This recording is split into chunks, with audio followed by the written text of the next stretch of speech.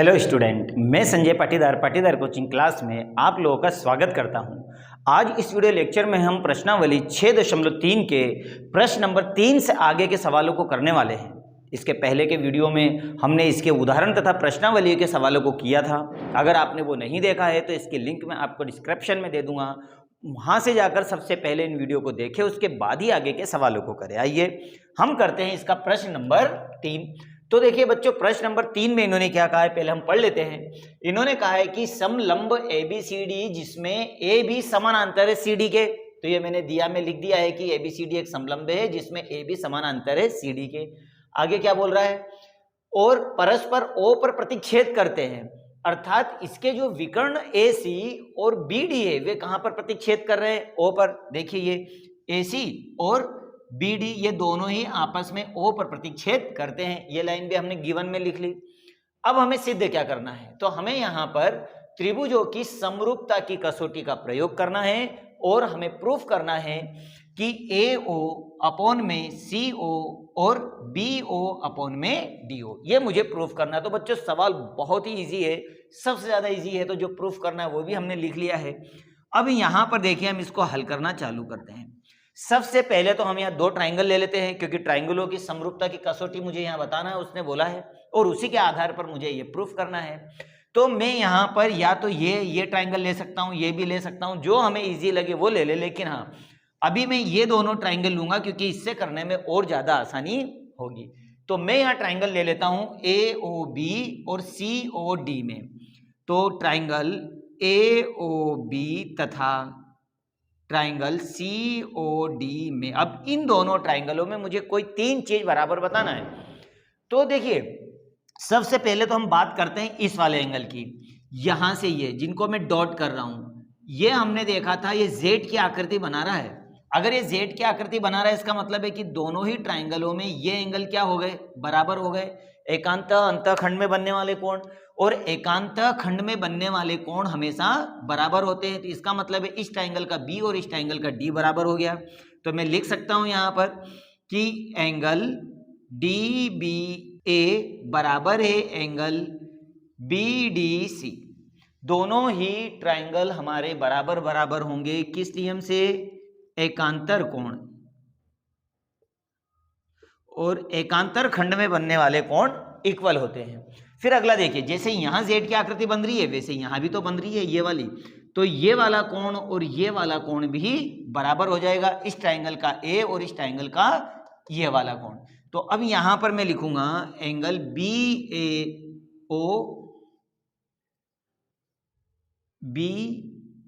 BAO बराबर है angle DCO,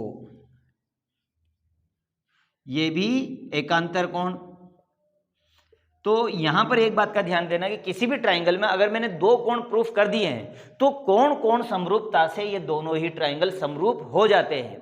लेकिन फिर भी अगर चाहते हो कि नहीं आप तीन चीज बराबर करना चाहते हो, तो यहां पर देखिए ये दोनों कोण भी तो बराबर है, शीर्षाभिमुख कोण। तो मैं लिख सकता हूं यहाँ AOB और COD, ये दोनों कोण भी शीर्षाभिमुख कोण बराबर है। लेकिन जब हमारा दो कोण से काम हो रहा है तो हमें तीसरे कोण को प्रूफ करने की जरूरत नहीं है, और आप चाहो तो इसे लिख सकते हो। तो मैं कह सकता हूं कि अब ट्राइंगल AOB समरूप हो गया ट्राइंगल COD। और अगर ये समरूप है तो कौन से नियम से है, तो ये है एंगल समरूपता। ये इसकी कसौटी हो गई कि एंगल समरूपता से दोनों ट्राइंगल समरूप हो गए। और हमें मालूम है कि समरूप त्रिभुजों के संगत पार्ट्स क्या होते हैं, बराबर होते हैं।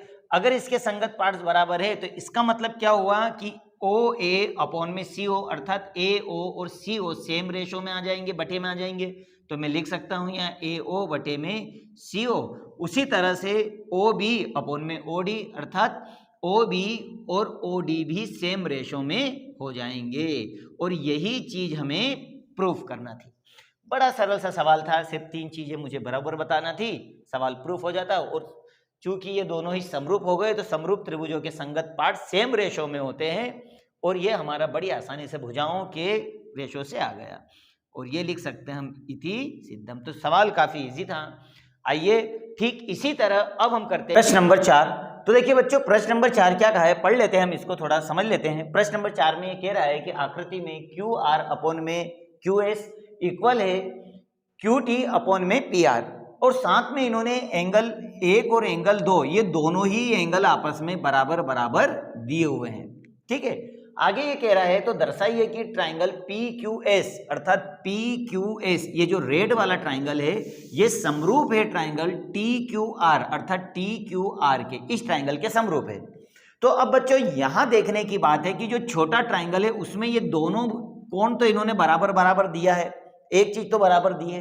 अब दूसरी चीज अगर मैं इसकी भुजाओं को सेम रेशो में बता दूं, छोटे ट्राइंगल की पी क्यू और अपॉन में क्यू टी अगर ये सेम रेशो में बता दूं पी क्यू अपॉन में क्यू टी, तो मैं यहां में बड़ी आसानी से भुजा कोण समरूपता से इसे समरूप बता सकता हूं। आइए देखें कैसे। तो सबसे पहले तो मैं यहाँ पे जो मुझे दिया है मैं लिख लेता हूं।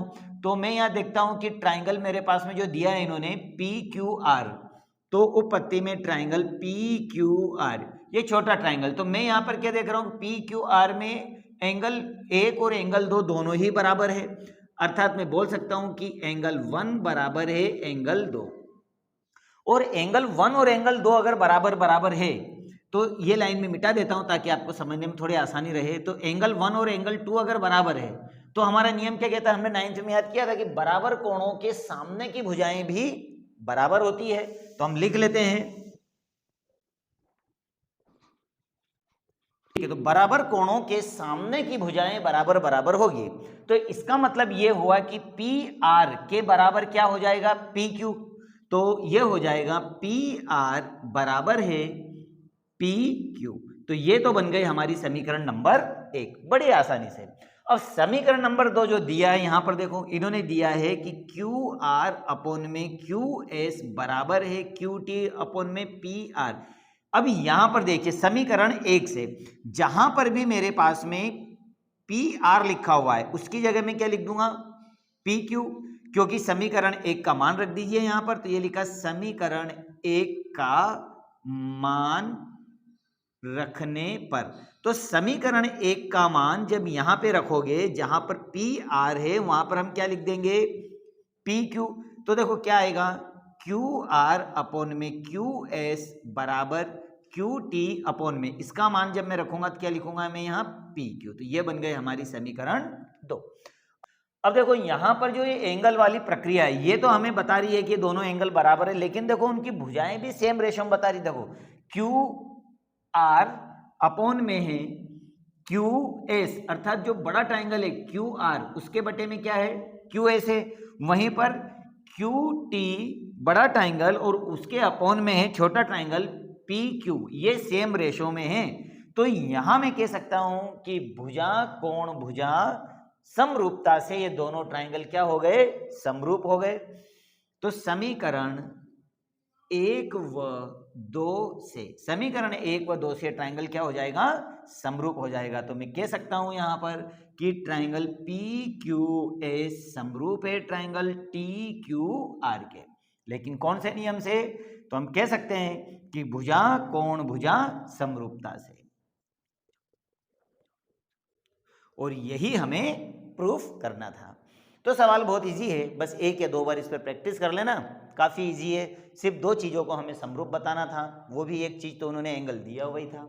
आइए अब हम करते हैं इसका प्रश्न नंबर 5। तो देखिए प्रश्न नंबर 5 पिछले सवालों की तरह ही है और पिछले सवालों से भी काफ़ी इजी है। क्वेश्चन नंबर 5 क्या दिया है देखो, हम पढ़ लेते हैं और चित्र के द्वारा इसे समझने की कोशिश करें। इन्होंने कहा है कि ट्राइंगल पी क्यू आर की भुजाओं पी आर और क्यू आर पर कोई 2 बिंदु एस और टी इस प्रकार स्थित है कि ट्राइंगल की एंगल पी बराबर है हमारे पास में एंगल आर टी एस। इसका मतलब ये हुआ कि ये दोनों एंगल आपस में बराबर बराबर है, ये बिंदु इस तरह से इन दोनों भुजाओं पर स्थित है।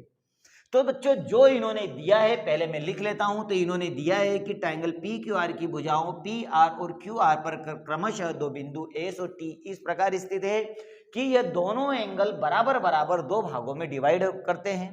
तो फिर हमें प्रूफ क्या करना है, हमें प्रूफ करना है कि ट्राइंगल आर पी क्यू अर्थात ये बड़ा वाला ट्राइंगल ये वाला, ये ट्राइंगल समरूप है कौन से ट्राइंगल से छोटे वाले ट्राइंगल से। अब इसको मैं डाइजेस्ट कर देता हूं, तो ये दोनों, बड़ा और छोटा दोनों ही ट्राइंगल समरूप है। बहुत ही इजी सवाल, छोटा सा सवाल है। तो उपपत्ति में मैं ट्राइंगल लिख लेता हूं, आर पी क्यू तथा ट्राइंगल आर टी एस में। देखो कैसे होगा। तो सबसे पहले तो देखो, यहां पर बड़े ट्राइंगल में ये और छोटे ट्राइंगल में ये वाला एंगल बराबर है, तो हम लिख लेते हैं कि यहाँ एंगल क्यू पी आर बराबर है आर टी एस के, एंगल आर टी एस के। ये कहाँ से लाया मैं, ये इन्होंने दिया है, ये देखिए यहाँ पर ये दोनों ही इन्होंने दे रखे हैं, इसलिए मैंने लिख दिया यहाँ पर।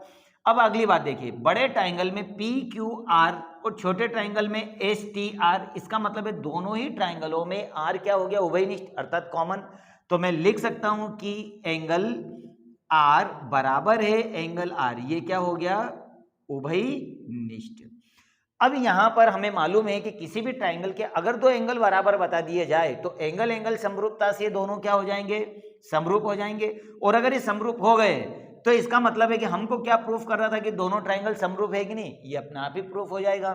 तो मैं लिख सकता हूं यहां कि ट्राइंगल आर पी क्यू समरूप है ट्राइंगल आर टी एस के। कौन कौन से नियम से, एंगल एंगल समरूपता से ये हो जाएगा इति सिद्धम। सिर्फ 2 लाइन का सवाल था, बहुत ही छोटा सवाल, काफी इजी सवाल है, लेकिन ये बोर्ड के लिए इंपॉर्टेंट है।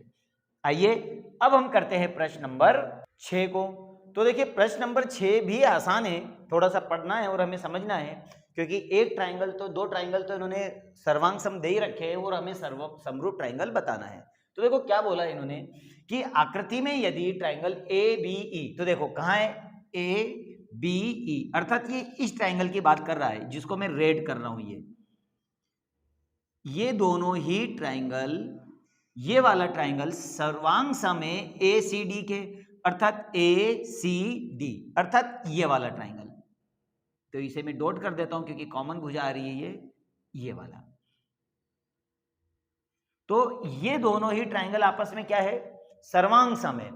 तो अगर ये सर्वांग सम है तो दिया है इन्होंने, अब मुझे प्रूफ क्या करना है, मुझे प्रूफ करना है ए डी ई, अर्थात ए डी ई ये वाला ट्राइंगल समरूप होगा ए सी बी से, अर्थात ए सी बी, अर्थात ये पूरे बड़े ट्राइंगल से, इससे। तो ये आपस में क्या हो जाएगा, समरूप है, ये मुझे बताना है। तो वही है, 2 चीजें मैं बराबर अगर बता देता हूं तो बड़ी आसानी से मैं इसे समरूप बता दूंगा। तो पहले तो जो इन्होंने दिया है यहीं से हम सवाल को करते हैं स्टार्ट। तो सबसे पहले तो उपपत्ति लिख लें हम। उपपत्ति में ट्राइंगल है मेरे पास में ए बी ई सर्वांग सम है ए सी डी। ये कहां से लाया मैं, इन्होंने मुझे दिया है। अब सर्वांग सम का क्या, तो सर्वांग सम का मतलब होता है कि ऐसी 2 आकृतियां जिसके सभी पार्ट्स बराबर हो, सभी एंगल भी बराबर हो, सभी कोण भी बराबर हो, तो वो कहलाती है सर्वांग सम आकृतियां। तो इसका मतलब यह है कि इन दोनों त्रिभुजों की संगत भुजाएं और संगत कोण बराबर होंगे।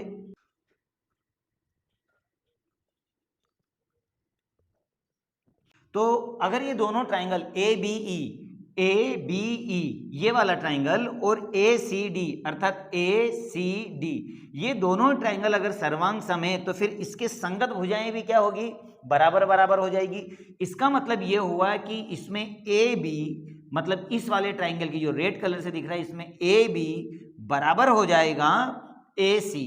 इस वाले जो ग्रीन कलर का ट्राइंगल दिखाई दे रहा है इसमें ये ए सी बराबर, और इसमें ये वाले ए बी बराबर। तो मैं लिख सकता हूं कि यहां पर ए बी बराबर होगा ए सी। ये तो बन गई समीकरण 1। फिर देखिए, फिर अगला हो जाएगा ए डी, कौन से ट्राइंगल में, ए डी ई में। तो इसमें ए डी बराबर होगा और इस वाले ट्राइंगल में क्या बराबर हो जाएगा, ए ई। तो ये दोनों भुजा बराबर हो गई, तो ये लिखा मैंने ए डी बराबर है ए ई। ये हो गई समीकरण नंबर 2। अब कुछ नहीं करना है, समीकरण 1 और 2 का भाग दे दीजिए। समीकरण 1 व 2 का भाग देने पर, चलो इसका भाग लगाएंगे तो क्या होगा, ए बी अपॉन में ए डी बराबर हो जाएगा ए सी अपॉन में ए ई।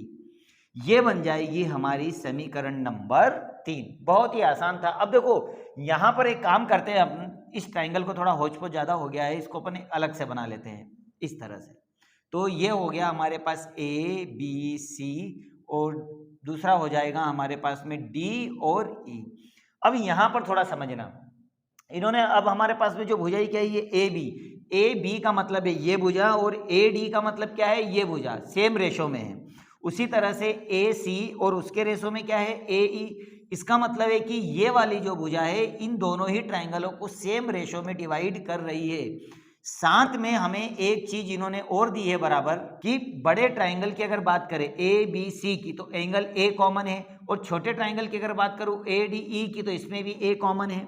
तो इस वाले ट्राइंगल की अगर बात करें हम, तो इस ट्राइंगल में हमारे पास में एंगल ए भी बराबर है, अर्थात एंगल ए बराबर एंगल ए, ये हो जाएगा उभयनिष्ठ। ये बन गई हमारी चौथी समीकरण। तो समीकरण 3 और 4 क्या कहती है कि बड़ा ट्राइंगल और छोटे ट्राइंगल में ये दोनों भुजाएं सेम रेशो में हैं और एंगल है उभयनिष्ठ है, अर्थात बड़ा ट्राइंगल और छोटा ट्राइंगल क्या हो जाएगा, समरूप हो जाएगा। तो समीकरण 3 व 4 से तो ट्राइंगल हमारा ADE, अर्थात देखो ADE ये समरूप हो जाएगा, ट्राइंगल ADE समरूप हो जाएगा ट्राइंगल ACB के। और कौन से नियम से होगा, तो कोण भुजा समरूपता।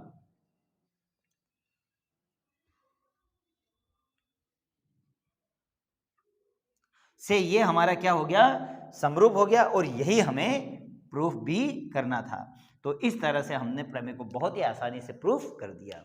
अब बच्चों आगे के सवालों हम नेक्स्ट वीडियो में करेंगे। मैं थ्योरम आपको बहुत ही इजी और सिंपल तरीके से समझा रहा हूं, तो इसी तरह से वीडियो में हमारे साथ बने रहना। Subscribe now and press the bell icon. Never miss an update.